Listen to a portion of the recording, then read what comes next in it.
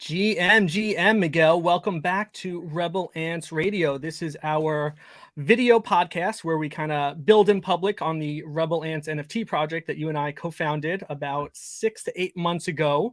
And we share our journey, all of our successes and failures along the way with our crowd. And we do this podcast not only to give some credibility to ourselves, some transparency, but also showcase other artists and projects as well. And I am very excited that we get to do that tonight with the Sky City guys. How are you doing, Miguel? I'm great, man. This week was a good week. I drew some jermies. I worked on V2 ants. I did a little of everything this week. So we got some stuff going on. I did some research on the coin that we're trying to launch. So I think that's going to happen. So stay tuned. Yeah, I'm excited for all that.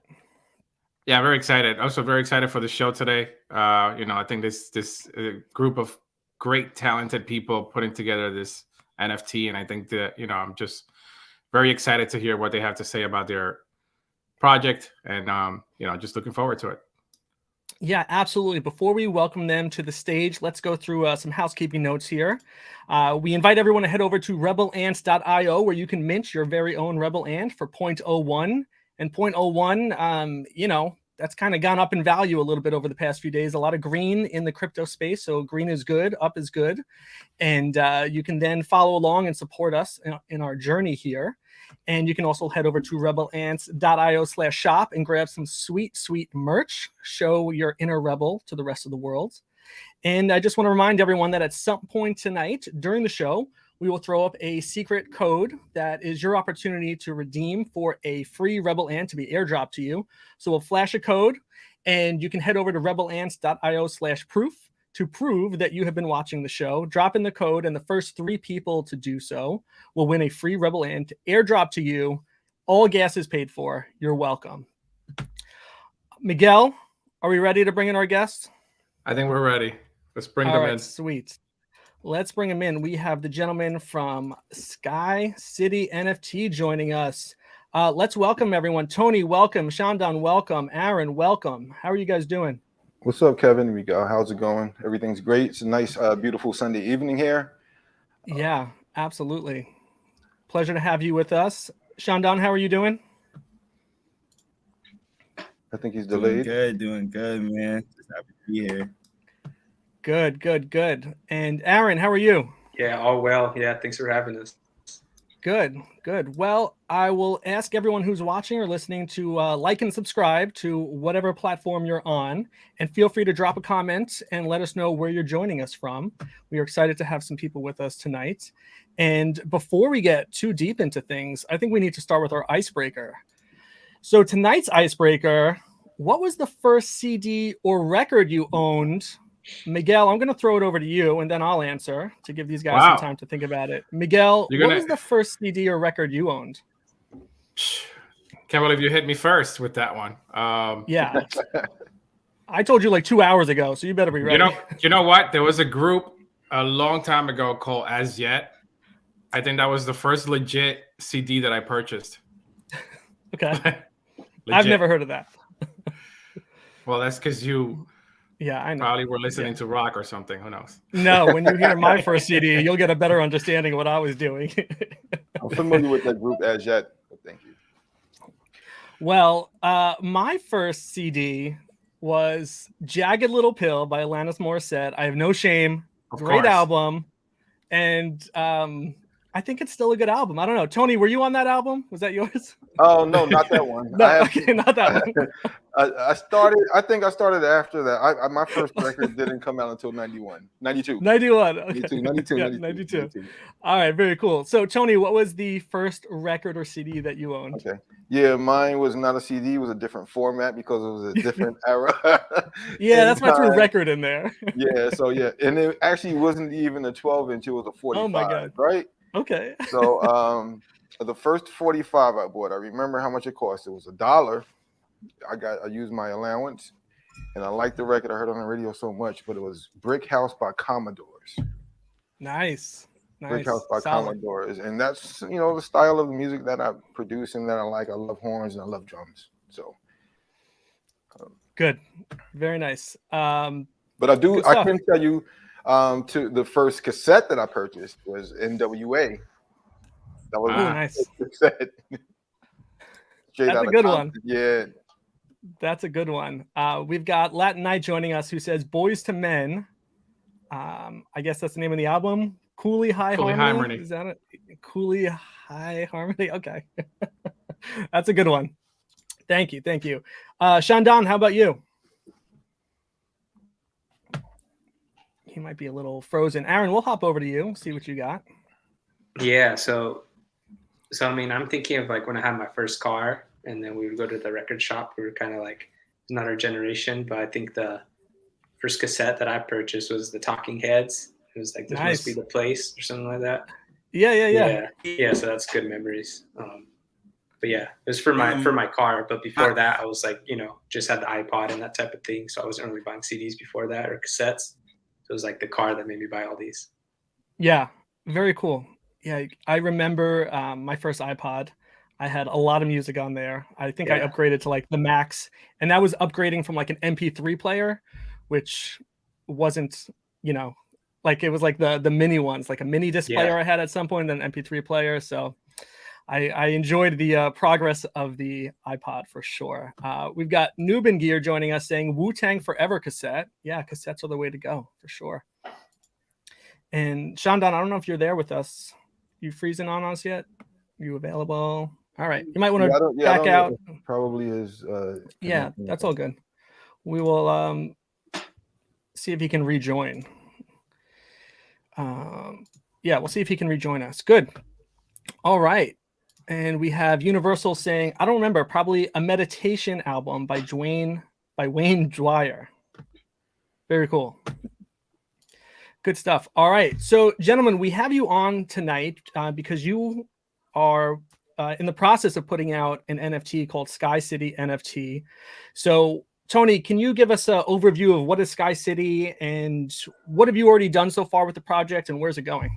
So Sky City is a NFT based for around music enthusiasts and music lovers, building community of music lovers where we're actually so far what we've been doing are just giving away items and free concert tickets and promo merchandise and things like that. But we're setting ourselves up to on a tier level, on a status level within Sky City, and the utility will allow you to access certain things depending on which tier you're in, and it's all entertainment based, music based, and we have great art, of course. Yeah. So, for example, we gave away some A Boogie tickets. We gave away tickets to music conferences. We gave away tickets to a song camp here in New York. That's a tier, second tier. First tier, we're going to give away merchandise. We're also giving away other things like studio time, because what we're doing is we're supporting the independent artists. Our ultimate goal is where we are touching on independent artists through NFTs, but we're offering consultation, mentorship, education, and we're offering the supplies and the tools to create music and support artists. And then also we offer label services. As you reach that tier, we offer label services, and then we'll release your music globally as well. We can do it physically, and we can do it through Web3. So we're covering everything, whether you're a creator or you love entertainment. We're going to cover all sectors of that. Yeah, that's really cool. I feel like that's a pretty unique offering to holders, kind of on both sides, right? Whether you're a music enthusiast or you're a creator, you've got something to gain here. And how involved are you in the production, helping a music creator? Well, I'm 100 wealth of knowledge. I'm 100% on, and I'm direct hands-on with everything. Aaron can tell you I'm hands-on with everything that we do. It's done. We all agree on everything before anything happens. It's never a one-person idea. Nice. So we're always on, and even if something looks cool and great, and I know I want to go 100%, I still text. We have a group text, and I say, "Is everyone fine with this?" And everyone's like, "Yeah, it's hot. Let's do it." And then we'll roll with it. So as far as that goes, I'm definitely hands on, and as far as with the consulting and everything, I'm the one that's doing that. I don't outsource that, but I will eventually. But right now, it's one-on-one mentorship and not outsourcing, but I'm doing everything in-house. So consulting and even, studio services, wherever you are, if your stuff, if your music has potential and I listen to it and I like it and I vibe with it and all of us vibe with it, then yes, we're probably going to push you to the next level. Nice. We didn't launch an artist yet, but that's our last goal in our roadmap. And we have a roadmap, and the roadmap is pretty much done. We fulfilled everything in the roadmap. Nice.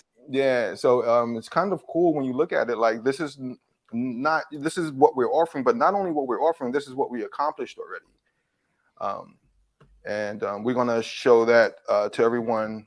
It's going to be on the website soon, and also the website, the Sky City NFT.xyz, if anyone wants to check it out. Yeah, I've got it scrolling along the bottom here, and I've noticed like each day I'm checking it, not like a stalker, but I noticed things are getting added to the site almost daily, right? Yeah. Whether it was the about page or the events or listing the number of NFTs that'll be available. So definitely is coming along, and excited to follow this. Yeah, it's definitely getting upgraded often. I see that Aaron is the artist, so. You want to talk a little bit about your art, Aaron, and introduce yourself, introduce the work that you're doing? Yeah, of course. Yeah, it gets me happy. I mean, knowing that you guys really are on it. I mean, like just watching the site and just the progress. I mean, it's definitely like a day-to-day project, doing work every day. But yeah, so I'm the artist, and so we originally met, Shandon, Tony, and I. Through a project I got going, and we kind of like connected on the art that way, and just kind of just started to build ideas, together, and just I kind of like took in inspirations by what they're about, and just I don't know, put it all in towards Sky City here. That's what that turned into. But yeah, I mean, I guess regarding the art direction and such, that's just, I mean, like I said, inspired by the conversation having internally and that type of thing, and just putting it out in the world. But it's very much kind of, so we landed on the concept kind of like up in Sky City, where that's where we see kind of our direction, kind of the sky's the limit as far as we're concerned, and just really the resources that we have and the Tony's connected to, it's really like anything can happen, and I don't know, just taking it day by day, a lot of inspiration coming from like kind of like Tony's hip hop background, and just some of the optimistic and kind of happier concepts that I've been illustrating with my personal project Mellow Park, and just kind of sprinkling breadcrumbs between both. And I don't know, it's exciting. It's NFT space is kind of real innovative, and we kind of take it any direction we want. And now I think we're at a point in the space where we can hyper focus and niche down and kind of cater to our audience, which are those music lovers and creatives. Yeah, I think it's a great idea. You know what? I'm interested to know how you all learned about the NFT world. Like, how did you guys come about just into the NFT? How did you get your first leg in? Start with you, Tony. I can tell you about mine. It was through my son. He kept talking to me about it. I was, heavily into crypto, and then, he said he's starting.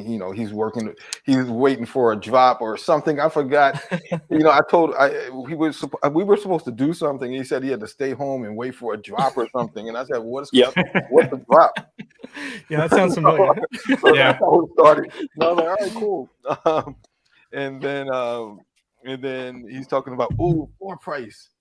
Floor price is rising. I'm like, okay, that's good, right?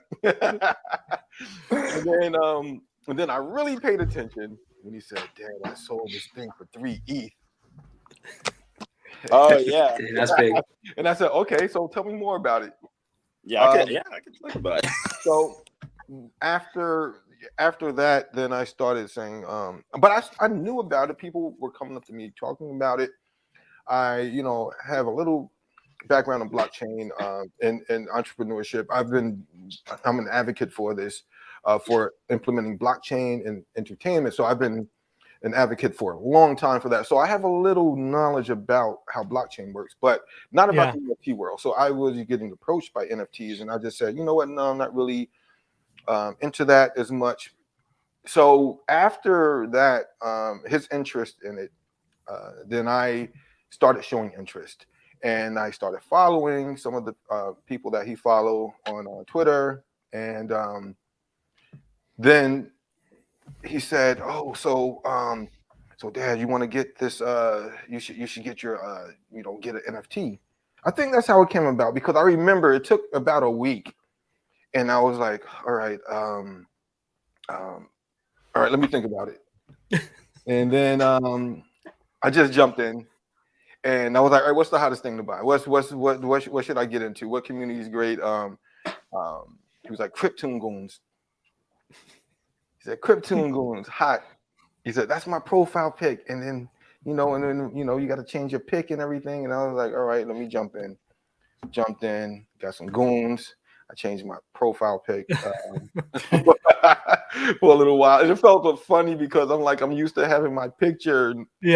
On all of my profiles, and I changed it and went behind the Fire Hands Cryptoon Goons, and did that for a little while. I changed it, but I'm probably going to change it back because it was kind of cool. But that's how I got into it. And then I found Aaron through someone that he commented and followed. He commented on someone's picture. I think it was Chum Chums or something. It was a tweet dealing with Chum Chums, but I saw Aaron's art because they posted it out there. It was something like that, and I was like, yeah, I just want this, so let me buy it. Yeah, then he posted it, and after he posted it, then I went and just purchased Aaron's stuff without consulting or doing anything. I just like the colors. The first thing that caught my eyes were the colors, and that they were plants, but they looked different. Something as simple as a plant, but the interpretation of it that I saw, the digital interpretation of it, was what amazed me by it, and contrast with the background as well. So I purchased a few of them, quite a few, and then I messaged him, and I just told him, and I never message people. I never message anyone. Everyone can tell you I barely even check my messages. My messages go unread for about a week or two, but I reached out, which is crazy, and I reached out. So and I did, and he responded immediately. And then after that, then I, my son got involved. He was already there, and I said, hey, let's do something together. Collectively, we can do something. All of us, we can play a role, and we can make something hot. And that's where we are. And the way it came together was crazy. And, everything's great. We all have the same vision, which is amazing. That's really cool. That's good. Yeah, it's hard to be in the space and not want to create, right? It's hard to not want to be a part of it and make something yourself. Tony, I'm curious, when you changed your profile picture, did you get comments or questions from other people that are in your network that may not be so crypto knowledgeable? Like, what is that? Oh my God, it's funny because I have like maybe 25,000 followers on Twitter, and right now maybe 99% of them are industry people, not all from the industry, but most are artists or celebrities, and a lot are fans of certain music that I produced. So I don't really get a lot of engagement, but I did get negative feedback or engagement. Because because of some of the art that I posted. The unknown. Yeah, so they're like, oh no. Someone said I posted something. I forgot what piece it was from. It was from I forgot some. I have to look, but I remember I posted. They said no, I don't like that. So they didn't get it. But I understand where they're coming from because they wouldn't get it. But they said no. They said something. They were very blunt. And they said, no, I don't like that, or no, it's not hot, or something. So yeah, that's gonna happen in the space. yeah, and I laughed because I looked at who it was, and I knew definitely it wasn't someone that was part of the space. So I just laughed it off. Yeah, but on Instagram, I'm actually getting a lot more Instagram and Facebook. So now Instagram, I'm getting some engagement on there about it. I haven't posted it on my page yet, but I posted on my stories, and I get engagement there. But I get probably more engagement on Facebook because I have more people that are interested in it on Facebook, because those are my real friends on Facebook. Yeah. And those are some my colleagues, some former grad students, some former undergrad students. So it's and they know me, and we have a lot in common. And I posted something, and I had some friends come from Facebook to actually mint our first piece. Wow. Yeah, which was cool. And they came to our space, our Twitter space as well. So, and that's what I wanted to do here. I didn't post this, but I wanted to post it on my Facebook and on my Twitter, this podcast right here. But yeah, I failed to do so before we joined the chat. That is all right. We're going to post it on our Facebook right. page, which we haven't really done anything with, but I've just started posting videos there, and then you can repost it from there too if you want. But I think you bring up a good point. There's like 1 billion people on Facebook, right? Isn't there some crazy number of people on Facebook? And I don't know. I think in our heads when we first talked about where are we going to be present, right? Where will we have a presence? It wasn't Facebook. We were thinking, Twitter, Instagram, Discord, of course, but it's like there's 1 billion people on Facebook. That must be a pretty good audience to reach somebody who's interested in this, right? I think the funny thing is that when we first started doing our project, we went into Twitter thinking that Twitter was going to be like the main, the main traction, but it ended up being IG recently. We ended up getting like 10,000 followers in the last couple of weeks or so. So it's funny how that worked out. But Shandon, what about you? I'm interested to know how you got into the space, since you were like the first one who brought Tony and you trapped him. Yep, I trapped them and my plan worked. So, so I got into the space, the NFT space, around like November. I knew about NFTs since like that January of 2021, and then but I didn't do anything of it. But once I heard like more people like getting into it and they were like making money and stuff, I was just like, okay, let me just learn about it. Before I try to like make money, let me just learn about it and stuff. So I was just researching projects, vetting them out, seeing what works, what doesn't, followed a lot of influencers. And I bought into a couple projects, but the first one that I flipped, it was Humans of the Metaverse. I flipped it like the day like after my birthday, right? So I minted it. Come to find out, I hit a 1 of 1. And that sold for 3 ETH. At the time, ETH was at like about 4,500, like around there. Yeah, so I flipped that, and then I just started buying more projects. Right after that, I bought Alien Friends at 0.1. I bought My Pet Hooligan at 0.5. So I was just flipping. I was just degenning. I was just all over the place. And then I got in the bear market. I was still doing flips and stuff like that. But then I was just like, I think I want to do my own thing, but I didn't really venture off into that for real. So, but I was still just, just on Twitter, just being the reply guy, interacting with literally everyone and just vibing. And then I was just buying random things. It was 1 week I was just buying things that were just like artist-led projects. And Mellow Park was one of them. So I just happened to buy it.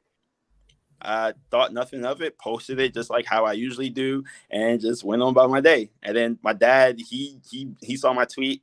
He didn't call me or anything. He just bought it, posted it as well. I was like, what is he doing? Yeah, I was just like, because I was also onboarding people too. So my dad was one of the people that I've onboarded. So then he got hooked. He was just on OpenSea like 2 a.m. I'm like, don't you got class? Like class the next morning. He was just all over OpenSea, just vibing. And so one thing led to another. He calls me. He's like, yo, I bought like 20 plants. I'm like, hey, like Mellow Park. That's Aaron's project, the Mellow Park plants. He was like, yeah. I'm like, I'm like, you really like the plants? He's like, yeah, yo, I really like the plants. So my dad, he was the one that was like, yo, I want to do something with Aaron. Like, I want to do something with him. Are you down? I was like, yeah, I'm down. I love his art. So then one thing led to another, and Aaron already had an idea, and he just put us on, and we all got together, and we just collabed in Sky City. It's a great story. What about you, Aaron? like How did that. you get in? Yeah, so I come from like a bit of a different direction, I guess, on more of the creator side rather than the collector. But I definitely like know what's going on in the space, what projects are doing what and stuff. And that was in August of 2021 is when I dropped my first project. And that was a one-on-one collection called Plant Swap. And at the time, you know, I was just studying like DeFi and just like NFTs popped up and like the Bored Ape hype was in the air, you know. So I kind of wanted to, I don't know, just kind of act on it. And just like me coming from illustration background, I wanted to really just, I don't know, put some art into the ecosystem if possible. And so, so at that point in time, I was just working on a bunch of paintings on canvas, just a lot of house plants, just like weird, like psychedelic looking ones. And I was like, hey, if this NFT thing doesn't work out, at least I have all these drawings, these ideas for paintings, you know? Yeah. And then I'll use those. So I just drew them all out on paper, just pen on paper, and then digitize those. And then that became the Plant Swap collection, just a bunch of weird, just house plants, you know? And from there, the community started growing. We had a Discord and Twitter, and not huge, but it was interesting. I mean, it was like very tight knit, you know, like feels like I know the people, and the people that were from day one on Plant Swap, a lot of them are still in our ecosystem in Menlo Park. And we basically got to the point where I started to draw other things beyond houseplants and really wanted to develop a story and a strong foundation that could go in like a lot of different directions. So I wanted to design a destination, you know, like a place you could just mentally escape to. And so that's how we landed on the concept of Menlo Park and just designing a park, you know, simplifying the concept of designing a world or universe into like a park. And also that giving us the opportunity to expand beyond the park, which is how, you know, Sky City was created. That was like a destination far off in my mind that like, you know, could be like going from a small town to like a metropolis city, you know, like a big city. Yeah. And so, I mean, that's where we're at today. You know, it all started with plants and it continues to be plants. And now we're up, you know, with the stars and the clouds, and we got our moon men up there. And yeah, I mean, since the start, I kind of really like started deep diving on like storytelling and making it interactive and just studying like even like screenwriting and just like writing books and just everything really, you know, like even comic strips and different ways to tell stories and that type of thing. Where now it's like, I don't know, the tools we got access to, you could do some real crazy stuff, you know, and just like combine a bunch of different mediums. And now we're at the point where we're combining music and sound in like a really innovative way through Sky City. Yeah, interesting. Yeah, and I'm really excited for that. But that's great. So what platforms are you using for your art? Because it seems like you have a lot of art background. What do you like to use? Platforms as far as ways of working or distribution methods or ways of working, creating your art. Okay, so now it's like I'm on the iPad almost like constantly, you know, through Procreate. But I mean, I always carry like a little notebook in my pocket, and that's where the ideas are born. I always have a pen in my pocket as well. So anywhere I'm going, like I'll go to like coffee shops like on the other side of LA and just sit in there, or just random libraries, or even like just wherever, you know, I'll sit on the curb and I'll just like gotta get an idea out. It's crazy. It's like having to go to the bathroom or something and you got to get it out of your system, and it's just like you just got to quickly get it out, and then like those ideas, you know, they turn into more refined projects that we finalize on the iPad. And but pen on paper, that's the go-to. I'm really missing the painting on canvas, and I need to do that more. It's almost like a meditation, like self-care type of thing. Interesting. But, got to stay creating. Yeah, that's pretty Aaron, cool. What was it like for you getting a message from Tony, probably out of the blue, being like, I don't know, whatever the message was, right? Asking you to collab. What was that like for you? I'll be honest, I don't know. I almost didn't even put too much thought into it until like it hit me, kind of like as we were like, I don't know. I give everybody the benefit of the doubt and stuff, but at the same time, I kind of like this space has traumatized a lot of us in a way where you're like, anybody could be a scammer, you know, anybody Yeah. could be hiding behind a Twitter account. So, I mean, I don't know. It took a little bit, and then I was like, whoa, Tony's actually like his history is pretty crazy. Like, I don't Yeah. know. It started. I'm like, whoa, this dude's actually like doing a lot of cool things, you know. And it's cool that he's involved in the space. Feel really, really honored that he likes my artwork, you know. I mean, he's a tastemaker and has been for, I mean, since before I was born, you know. And I mean, his history and just like it just keeps getting richer and richer the more like our relationship builds, you know. And I mean, even yesterday, we had like a tiny little space, maybe just like two other people, super tiny space in Menlo Park when Tony was in there supporting. A couple of his like friends come by from back in the day from like Bad Boy Entertainment, and some, I don't know, just like their history is really rich and deep, you know, and just advocating for Tony, and that was really cool to see. Some of his students have came by and just like again advocating for Tony, and it's like, I mean, Sean Don's relationship with Tony is really like, you know, it's amazing and inspiring, you know. It's really, really cool. So I mean, yeah, so that first message, it didn't really do nothing to me. It didn't hit me because I didn't really do my research, and I didn't know who I was dealing with other than someone interested in plants, honestly. I was like, oh, we got to get him some plants, and we got to, like, you know what I mean. Yeah, and that's funny. So yeah, I mean, now it's a like lot of I plants. feel ton of plants. Yeah, I'm definitely blessed. I mean, that's to say that like a lot of times I'm blessed to be working with these two. That's really cool. Let me bring up a couple of comments here. Somebody says, love this episode. I agree, Universal. This is good so far. We've got Patrick saying, my first vinyl record was gifted to me by my uncle at my 5th birthday party. It was the soundtrack to the cartoon Heidi in Spanish. LOL, hashtag true story. And roll call watching from Florida. Shandon, I think you dropped off before we got to hear what was your first record. Yeah, my apologies. Yeah, the internet randomly went out of all times in my house. But yeah, so you made it back. Yes, we're back here. So, but the time I came from a time where it was LimeWire, so I didn't really buy a record. I got it, but I can say one of the first. I'll say one that resonates a lot with me during my childhood. It would be, and it's actually a mixtape, Lil Wayne, The Drought 3.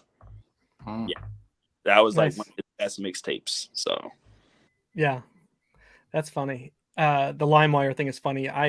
When I was in college, I got in trouble for using too much bandwidth in my dorm room because I was using LimeWire to upload so much music.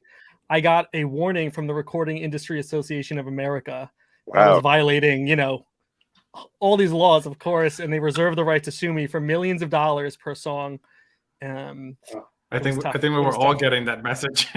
Yeah. I used LimeWire too, even though that was near the peak of my career, but I was still using LimeWire. But I can't tell you everything, but I can tell you that record labels use it for their advantage as well. Yeah, it was so easy to promote and leak things, quote unquote. So we just leaked this new 50 Cent. Oh man, right? Tony's dropping some alpha on us right now. We just leaked this new thing. Whenever you see leak, or that's one of your keywords, leaked or unreleased, you go there, and then it's promo, instant promo. You don't even have to lift a finger. You don't have to pay. There is $0 spend on that. Yeah, that's so funny. I'm just gonna say that. Yeah, I've definitely found artists through those music sharing services, but that's a story for another time. Go ahead, Miguel. My question was, why do you think art, and especially NFTs, are important, especially in today's world? And we'll start with you, Tony. I mean, that's the future, and the future is Web3, of course, digital. That's the future, and everything being community based and controlled by us, and having that control back. I think everyone's going to make an adjustment. We were talking about this yesterday, and I had about an hour. I was going on for a long time about this. It's just a matter of time before the right people get involved, before the majors get involved, whether it's just NFTs or NFT recording artists or just Web3 period. I gave them examples of when before Pro Tools became the industry standard in music, or music technology, or music recording. It was out many years before Ricky Martin did his song with it, Grammy-winning record, and after that song, then it became the industry standard. And I believe that was in '99 that year, because I remember making a transformation from analog to digital, and that was like one of the last of the last that I didn't want to, and holding on to my 2-inch reels. I'm like, no, I want my 2-inch reels. But yeah, you got to let it go, bro. We're in the digital world now. Yeah, and I think that's what this is going to take. This is the future. I'm a forward thinker, and I teach like that as well. I like to be 3 steps ahead. My life is built on that, producing records for 30 years. I have to make what's hot next year, not what's hot now. And it took me a little while to develop that. And in order for me to do that, I have to make something that's not out now. You understand? So I have to think in the future, forward. Before streaming came out and took over music, I predicted that. I predicted that in '93, '94, before '99. So my lawyer spoke about it in his book that just got released. My lawyer's lead counsel, legal for Microsoft now. He left representing myself with his firm and then went to Microsoft. And he just wrote a book. It just came out. You should check it out, actually. So he mentioned me in the book, and I had a meeting in his office, and I spoke about streaming and what's going to happen. And it definitely happened. So I kind of, one thing you have to understand is you have to respect technology. You have to respect change, because it's inevitable, right? Yeah. It's going to happen, unless you want to fail like the labels did in 2000. When during that time, because they didn't want to embrace technology. Yeah. And so here I am. Yeah. Makes sense. Where's the mentality of your students, right? I'm sure it kind of varies, but where's their head at in terms of thinking 3 steps ahead versus saying, hey, this is what we currently have, right? These are the existing systems. Yeah. Are they able to see into the future or kind of meet you where you're going with that? Well, not really, but I tell them and I encourage them too, because I tell my colleagues during my staff meetings, I talk to them about, we need to teach our students about vocal technology now. We don't offer this class yet, but we're working on it because that is the wave now. AI is the wave. Vocal technology. Now we have programs and applications that can actually sing songs. Like they'll create voices. All you have to do is type in the words. And you can join the melodies with the, on your piano roll, and it'll sing out what you draw. So I have the app, I downloaded, I have the plugin right here on my computer now, and I can make it sing anything that I want in any voice that I want. And this is something that I talk to my students about, and I tell them, that they have to, be, these things are what's coming in the near future. It's out now, but it's going to be perfected in the near future. So you have to get on your game. You have to be a forward thinker. You have to, you have to be an early adopter, innovator, and jump in. So, and a couple of things I talked to them about NFTs as well, in their opinion. This year I have their freshmen. They said, "Oh, NFTs are old." That's what they told me. Oh my God. I said, yeah, I have this project in every class. My same students, they sit right in the front. I love them. They sit right in the front and they say, so how's the NFT project going? Yeah, it's good. And they would start talking to me about some things, and they said their uncles in crypto and stuff. But they said, yeah, NFTs are old. But they're probably just looking at probably 1 or 2 pieces that maybe caught the media's attention. But yeah, it's brand new. It's brand new right now. So yeah, that's their perspective on it. Yeah, I mean, there's definitely is. We're definitely early in the space. It's brand new. People don't know about it, and I think that part of the reason why Kevin and I wanted to start this was because up until this day, there's still a lot of anonymity in the space, and people don't trust it, right? So for us to do this show, it brings credibility kind of to people's projects, the artists, getting to know the people, getting people more comfortable to buy your project. You know, I think this is part of the reason why we do what we do. I think Kevin and I, we've been in the space since almost 2010. And I think we've been rugged plenty of times. And then it got to a point that we were like, you know what, we need to like do something. And this is what we're doing now to see if we can bring at least a little bit of credibility into it. See what happens in the future. I love that idea, and I love the entire premise of what you guys are doing. And it's amazing that I really want to sit back and watch more episodes now, because I want to hear some stories, and that's where I am now in the space, because I'm fairly new, right? I got involved in some projects that I really didn't like, but I just like to hear stories. I like to hear, and I don't like to hear the glamorous stories, and that's the way I teach. I teach from things that didn't go well, so you don't make the same mistakes. So those are the things that I like to hear. I like to hear the drama, the good stuff, the juicy things. Like this project, like I can talk about projects, right? There's one project that just what was it called? My son knows about it. The rug, the one that you said. Which one? You talking about? You're referring to Misfits? Yeah, Misfits. You said my friends? I don't know them. Oh boy. And they that team they said that they've rugged before Street Machine. Street Machine was I read that today. Yeah, I mean, right. Hey, I love the art, but dang, that sucks. Yeah. I mean, I can't believe someone would create that and just leave it behind. So I don't understand why they would do that. So that's why I have a lot of questions. Why would someone create looks like they took a lot of time and effort to build a community, drop it, and then leave it? And why would they? Why wouldn't they just say, all right, you take it over, or I can play this role, or if I bit off more than I can chew, let me backtrack a little. I don't understand why they would do that. It doesn't, I'm baffled. That's why I have many questions about things like that. Yeah. And, well, we definitely have a lot of episodes with a lot of different artists. So. Yeah.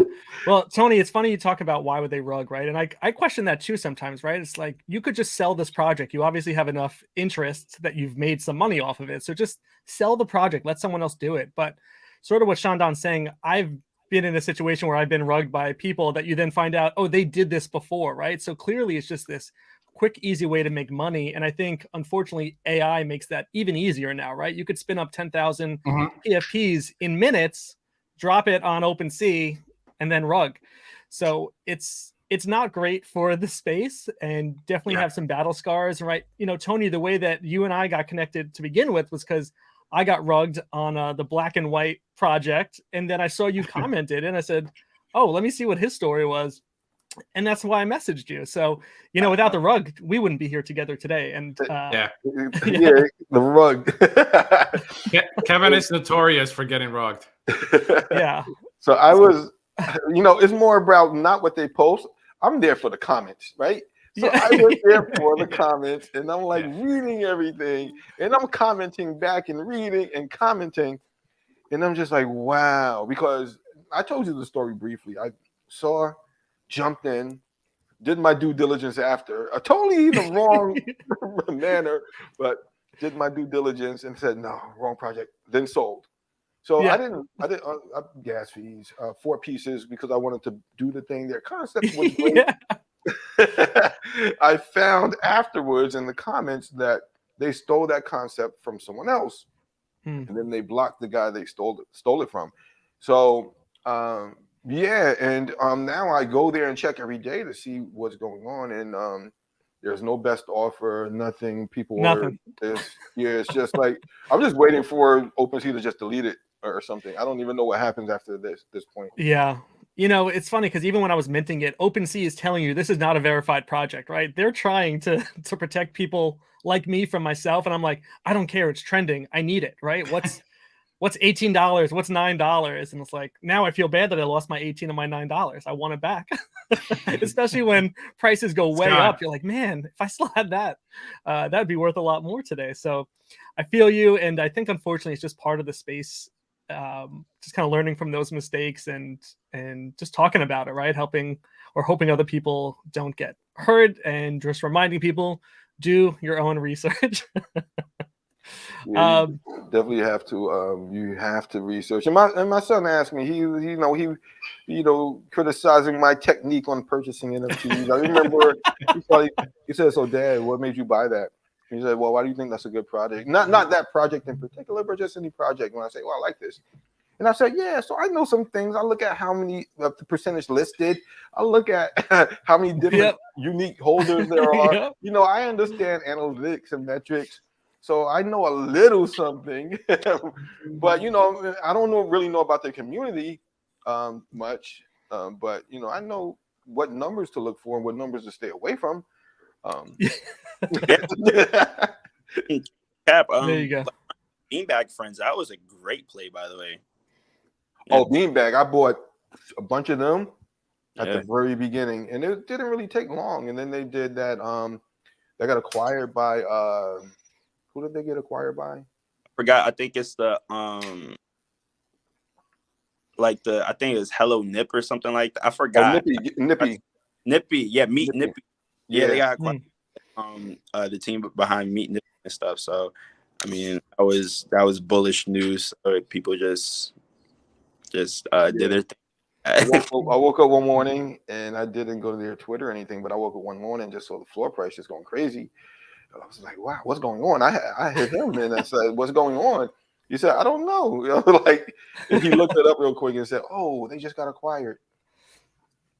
Yeah, things move fast. Things move fast in the space. Let me take a quick interruption here to drop the secret code for this episode. The secret code is Sky City. So head over to rebelants.io/proof, drop the secret code of Sky City, and the first 3 people to do that will get a free Rebel Ant, courtesy of Miguel's gas fee. Thank you, Miguel. That's the code there. Sky City, rebelants.io/proof. That's the only time you're going to get the code. Shandan, let me ask you, what was your interest in art before NFTs? And when I say art, I mean like the visual art that we associate with NFTs. So it's funny. So I am terrible at art, but I just love I love just seeing artists just do their thing. I'm just a visual person. I'm like, ooh, I like that. I'm like, I don't know what it is. I like that. Like that's just how I've always been. And I think that that got sparked. I got sparked through like a couple artists I found out through art appreciation class, like Basquiat. Well, actually, I got like a Basquiat inspired hoodie on right now too. So nice. It's just like little things like that. I just if I see something I like it, I just like, ooh, I want this. So yeah. I'm an art appreciator.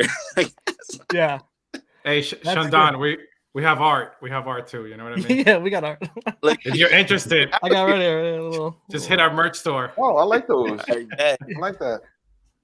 Yeah, right over here, rebelants.io/shop. Thank you. Aaron, I'm curious because you said that you used Bueno for the back end, right, for the minting process, and you're using Manifold for the open edition right now. What did you learn from your first project that you kind of took with you into this one to say, hey, do that again, that's good, or don't do that, that didn't work the first time? Yeah, so I mean, I learned a ton. Like, I mean, I think if you're able to balance the art and tech side, you're at like a really unique position as a creator, you know? And oh yeah, I feel like now I'm at close to a point, you know, where, I mean, I do feel very comfortable handling certain things, but thanks to the no code tools that we now have access to. And so before landing on Bueno, I considered learning Solidity myself, and then that was really hard. Yeah, put me to sleep, basically. That's a tough one. Yeah. And then, asked for a lot of estimates for like devs to make custom contracts, and that was very expensive and out of my budget. And then finding other no code tools that were in the works, you know, that were going to give me early access and that type of thing, spent on their token. And that didn't work out. So, I mean, that was my kind of rug, you know, on the creator side. Oh, and yeah. Eventually, you know, like got in contact with Bueno and at the time, I thought they were too big, and I thought I wanted to help like a smaller project, on the like development front, and then because they had been doing advertisements and stuff like on certain podcasts, but they're really cool, and they act like they're very down to earth. I mean, I saw you Yeah. guys in the founders cult there in the Discord. That was cool the other day. But yeah, I mean, they're open to having face-to-face conversations and just taking your feedback very much so. Yeah. That like the way I take in feedback from our community and like put it towards our project. I saw that from them on the development front. And yeah, so I mean, it's just a matter of like reading all the documents, a lot of reading, same with Manifold, and just getting familiar with these different systems, even with OpenSea's new features and that type of thing. But at the time, when I launched PlantSwap, that was through OpenSea's default contract. And yeah, very bad. Like I'm trying to figure out a way to migrate it from there, because it doesn't show up in your wallet, and it's very it's not great. And so I'm trying to figure that out on the back end right now. But yeah, I feel like being at the point where I understand all the terms, all the different tokens, and all the different like capabilities of each token and how to deploy those, I feel really good about.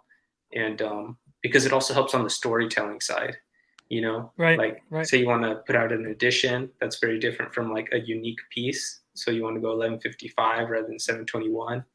And on the storytelling side, like that's how you have your ecosystem. So I mean, obviously it's going to be 721 for Sky City because they're all individual unique characters, and then like knowing when to burn and what to burn, if you want to have like some evolving mechanisms, or like give certain tokens different capabilities, if we want to stack utility on certain tokens or certain characters within our ecosystem, we could do that.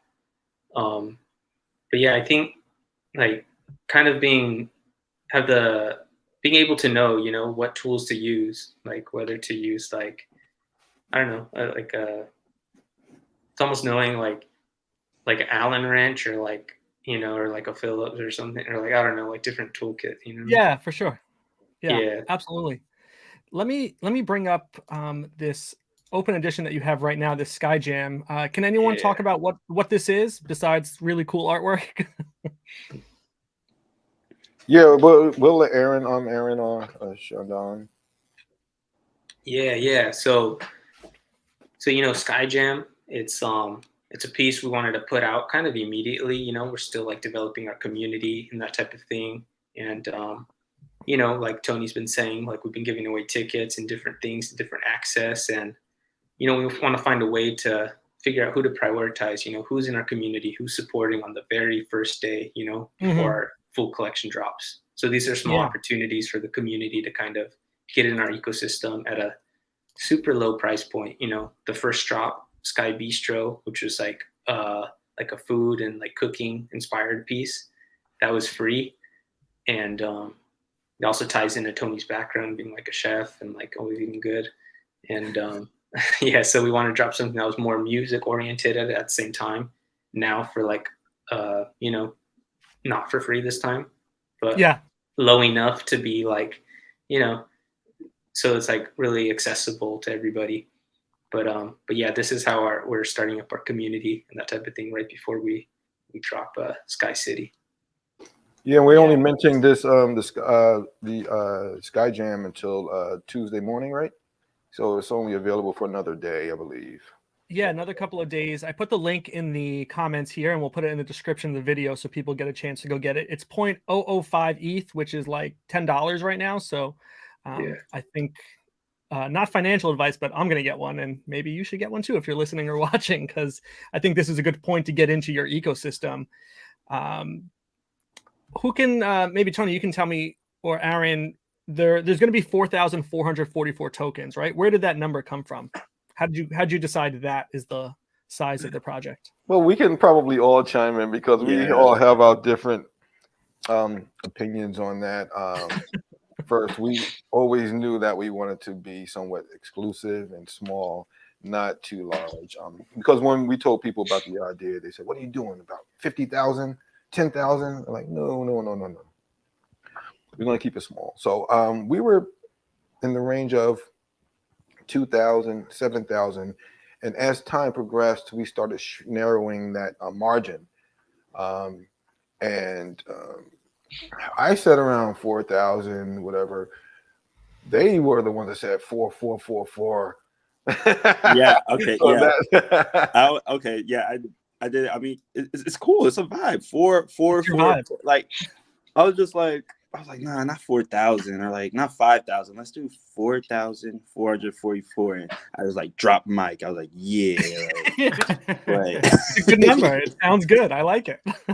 Yeah, that's true. I think it also Tony and Shandon, they're the ones who are really good at math and numbers. So it's like we were also considering the different tiers we're going to be offering. So it's like as far as ownership and merch opportunities, we get different giveaways. So it's like the ownership count is going to relate to the different tiers that we got in our system. And we also got a tier system we're developing before drop, for the Lao list, for like the Sky list and different things that maybe Shandon or Tony wants to speak more about. But yeah, the different access and opportunities that we thought a lot about that, so the number went with that too. Yeah, he can take over the Sky list and the different tiers for minting. Yeah. Going back to, Sky Jam, Sky Bistro. I mean, not financial advice, but I mean, I would suggest that you should.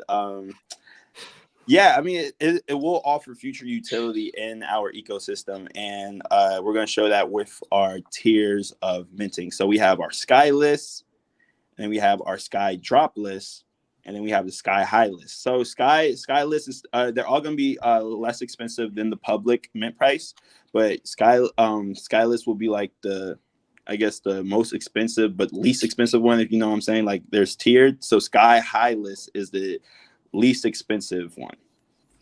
Yeah, the one that's out now, Skylist. You can go to the website and you can just join. If you are aware of Sky City, you can just join and you'll get your mint price. But there's the middle tier, which is Sky Bistro. So we already mentioned that holding a Sky Bistro that we gave away for free will put you on that list. So people didn't know that, but that was our plan. So those who have a Sky Bistro, they're on that Sky Bistro list, right? And then we have the Sky High list. The Sky High list is added something. He's handling giving those away. I have nothing to do with that, everyone. Yeah, Mellow Park plant, that'll get you on there somehow. We haven't figured out the details, but hook up the plant holders. Oh yeah, that's alpha Very right there good. too. So there's a couple I guess I should get one of those. Yeah. I have I got the bistro, so I'll sell it to anyone who wants one now for 0.005. I'll try and make some money off of this one too. Yeah, sell I'm for kidding. an ETH. I think they go for an ETH. Yeah. No. Yeah, I think it is on there for an ETH. Yeah, so we Someone got did 3 of that. them, so Miguel and I can each get one, and we can be hopefully on your wait list for that. Yeah. Shandon, tell us about your marketing strategy and what role you're playing as a director of Vibes to kind of get the word out about Sky City. Yeah, so what I'm doing with the marketing, I love just trying new different things. I just been researching a lot of projects, a lot of upcoming projects, and seeing what their strategy is, seeing how they're moving, and see how they get my attention, because I'm a DJ first. So I'm just like, okay, why did I want this project? How did I learn about it? And then I'm also, I'm doing a lot of behind the scenes in terms of like, sliding in people's DMs, just, because I already have a great relationship with a lot of people in the space. So I use that as my advantage. And I, and also, Cool. okay. Oh, sorry. And also, yeah, I've been reaching out to a lot of projects that that have experience with, or that I'm part of too. So, yeah, it's that, and also just being active on Twitter, like the reply guy. Everybody loves a reply guy, so that's just how we're moving. We're always doing something different though. Nice. Like mug giveaway, like. Oh yeah, where are the mugs? That's right. Well, they're over here.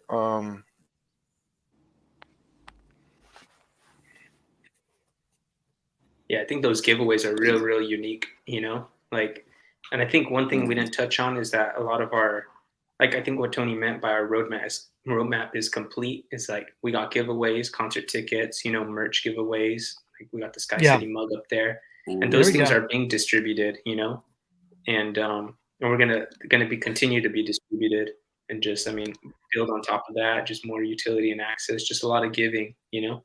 Yeah. Yeah. It's all before the mint, before we even announce the mint date. We're just like showing love to the community, showing love to the early adopters, because it pays to be early at the end of the day. And I know how that feels. So we're showing love to the community. Like, you're here, you love us, so we're gonna show that love back.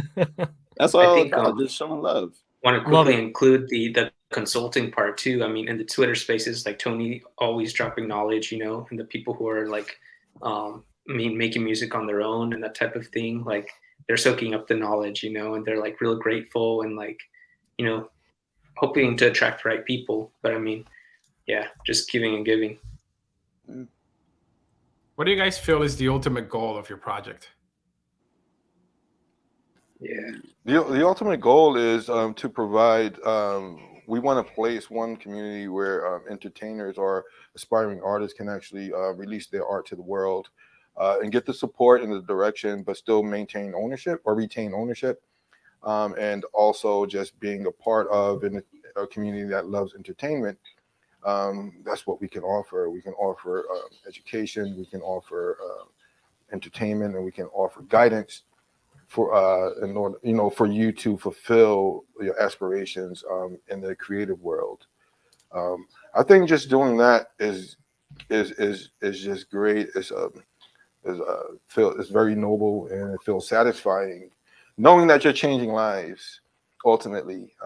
That's one of the reasons why I became a professor 7-8 years ago, and I did that, change lives in the music scene and in academia as well, and then raising some of those students to go ahead and move on and become professional in the entertainment industry, making co-ops and internships link and happen, and then those become full-time gigs, and then they become vice presidents.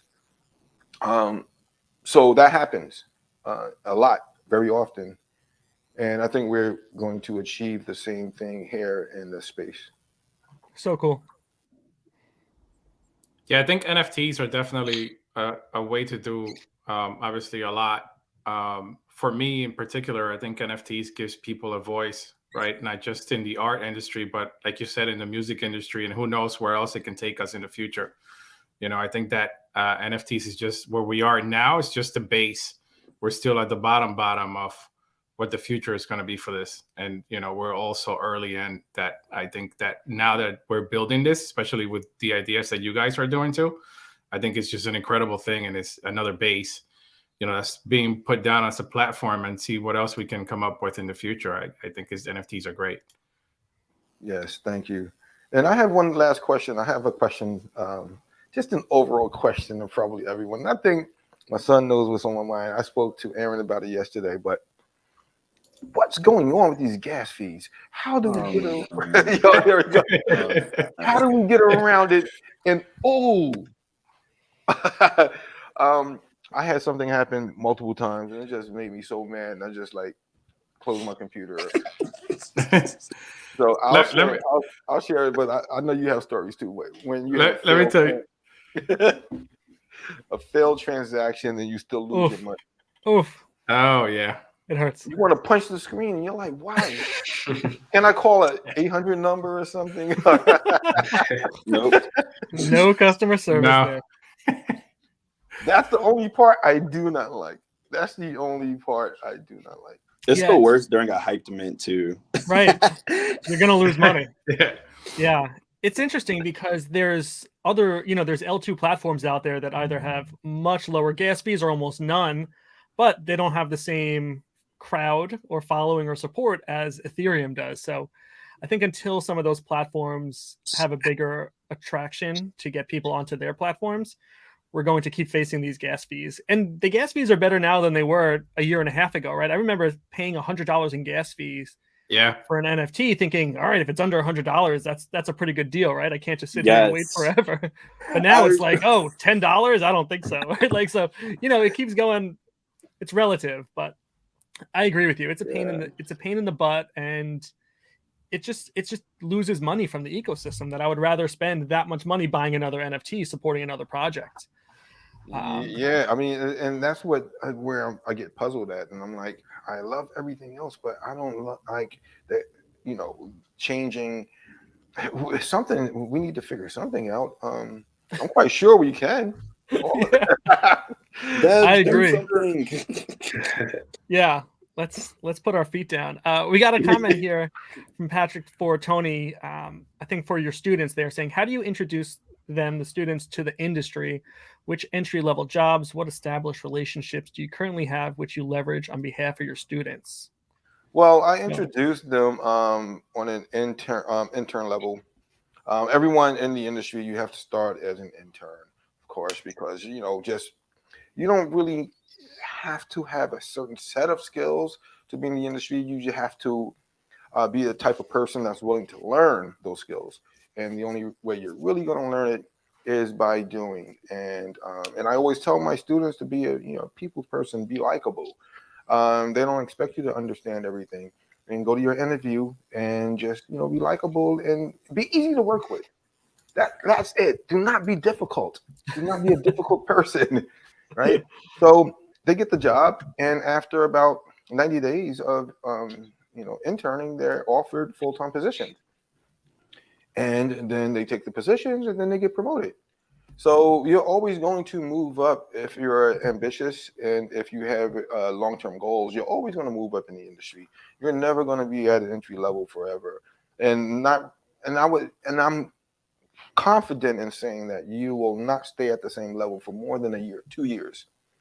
Within 2 years, I would expect you to advance, right? If not, then maybe that's not the industry you need to be in. And most of them were grad students. When I was at LIU, before I went to Drexel, I was at LIU, and they, they performed well, and they got in. And I do the same thing with recording engineers, and on a technical level at recording studios.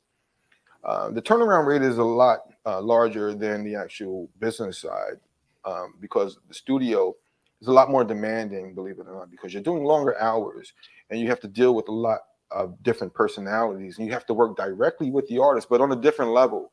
You're working directly with the artist, but as a vendor, not as a label. So oftentimes the intern at the studios probably gets fed up by the way they're being spoke to, or the tasks, or some of the duties they have to perform. So that's turnaround rate there is a lot more than on the executive side. But yeah, so hopefully that answered your question.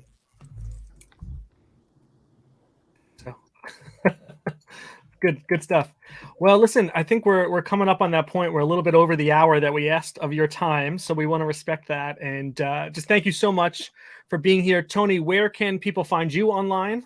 Okay, you can find me on my Instagram, and my Twitter is just at Tony Dofat. That's my government name, and I have a public Facebook profile. You can find that from there, and also just from my website is TonyDofat.com, and I do have a TikTok, which is at Tony Dofat as well. So everything is my government name, but my TikTok, just to forewarn you, my TikTok has nothing to do with music or NFTs or anything. It's just cooking, but it's booming. That's my identity on there, is Tony Dofat, the chef, right? Nice. But there are some that recognize me from music.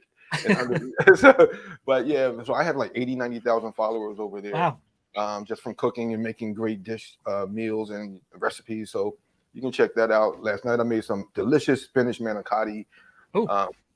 Yes. You're gonna have to have us over. Sky City little NFT meetup at your house. Yeah. And we have for NFT NYC, we have something we're doing. My son's nice. Sky City, we're sponsoring an event as well. Just for everyone that's watching, if you're interested, just make sure you follow us so you can get more information on that. We'll give you free merch. You can get invite to our event, and there are a lot of cool things happening. So make sure you follow all of us as well. Yeah, absolutely. Shandon, where can people find you? Hey, so everyone, they can find me on Twitter at Sean Dawn XO. I am there all the time. I'm there all the time. Feel free to slide into my DMs. I am a very cool person. Good sell. Good sell. Good sell. All right, Aaron, give us a list where people can find you and your projects too. Yeah, I'm at Mellow Park _ and yeah, that's the place where you'll probably find me most. I do have an artist account too. It's at Sunny Green. Yeah, that's me.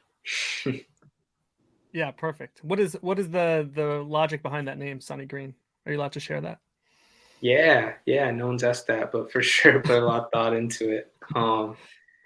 And it's just kind of like, it could be a, it could be an alias, it could be a name, it could be a color. It relates to the sun, it relates to the green and growth in the earth, and it relates to, a lot of different things. I got the name Sonny from one of my favorite movies, The Godfather, Sonny Corleone.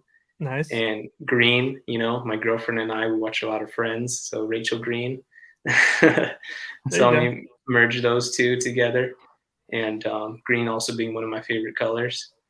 So there's a lot that goes into it, and it's yeah. But yeah, Mellow Park, that's probably the place. Otherwise, Sunny Green. Perfect. Well, everyone, be sure to follow our guests here, as well as check out their NFT project at Sky City _NFT, Sky City NFT.xyz, and go grab that open edition before it closes out. This is the time to get in early. Miguel, where can people find you? Everywhere. I'm everywhere. Yeah, more importantly, where can people find us? Where can people find Rebel Ants? Rebelants.io. Go to our website, and all the links are there for our Twitters, our TikTok, Instagram, Facebook. Everything is on there. So our shop, rebelants.io. Check it out. Yeah. All right, everyone. Have a great night. Thanks for joining, and we look forward to following along this project. Thank you for having us, and we appreciate it. See you guys. All right. Be well. Thank you, guys. Okay. Be well. Bye.